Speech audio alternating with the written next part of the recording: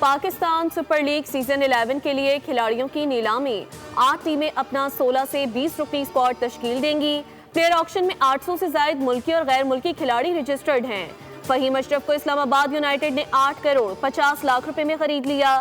David Warner کو Karachi Kings نے 7 کروڑ 90 لاکھ میں خریدا۔ رائلی روسو 5 کروڑ 55 لاکھ میں کوئٹہ گلیڈیٹرز کا حصہ بن گئے۔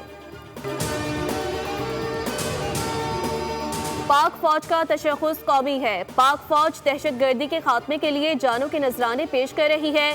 وزیر دفاع خواجہ آصف کا قومی اسمبلی اجلاس میں اظہار خیال، کہا پاک فوج سے متعلق اپوزیشن لیڈر کا بیان غیر ذمہ دارانہ ہے۔ قائد حزب اختلاف کے بیان سے تکلیف ہوئی۔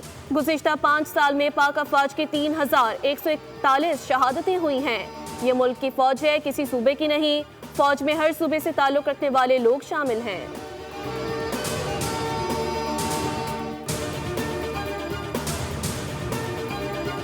پوری دنیا کو معرکہ حق کا سبق یاد ہو گیا۔ فیلڈ مارشل اور ان کی قیادت نے سیسا پلائی دیوار بن کر ملک کی حفاظت کی ہے۔ پاکستان نے اپنا کھویا ہوا مقام دوبارہ حاصل کیا۔ وزیر اعلیٰ پنجاب مریم نواز کا F C headquarter Balochistan کا دورہ۔ تقریب سے خطاب کرتے ہوئے کہا، ہمیں ظالم اور خطرناک دشمن کا سامنا ہے۔ 18ویں ترمیم کا مطلب یہ نہیں کہ ہم گروہوں میں بٹ جائیں۔ یہ خود مختاری انتظامی معاملات بہتر بنانے کے لیے ہے۔ ماضی میں دہشت گردوں کو بھائی کہا گیا، ان کے دفاتر کھولے گئے۔ وقت آ گیا کہ ہم سفید کو سفید اور سیاہ کو سیاہ کہیں۔ آگے بڑھنا ہے تو سچ بولنا ہوگا۔ اپنے شہداء کی یادگاروں کو جلانا، اپنے سیکیورٹی اہلکاروں پر حملے کرنا افسوسناک ہے۔ مریم نواز نے ایف سی کے لیے 10 ارب روپے دینے کا اعلان کر دیا۔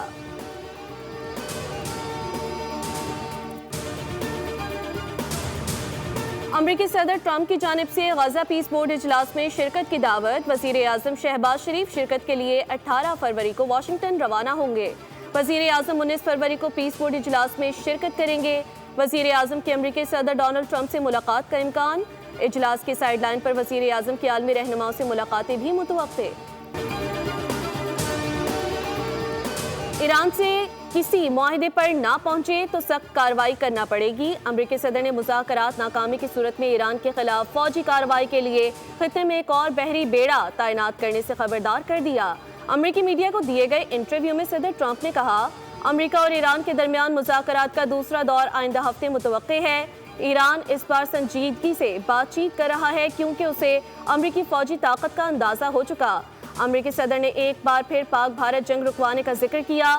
گرائے گئے طیاروں کی تعداد 10 بتائی۔ کہا پاکستان اور بھارت ایٹمی جنگ کی طرف بڑھ رہے تھے۔ ٹیرف سے جنگ روکی۔ وزیر اعظم پاکستان نے کہا کہ صدر ٹرمپ نے 1 کروڑ جانیں بچائیں۔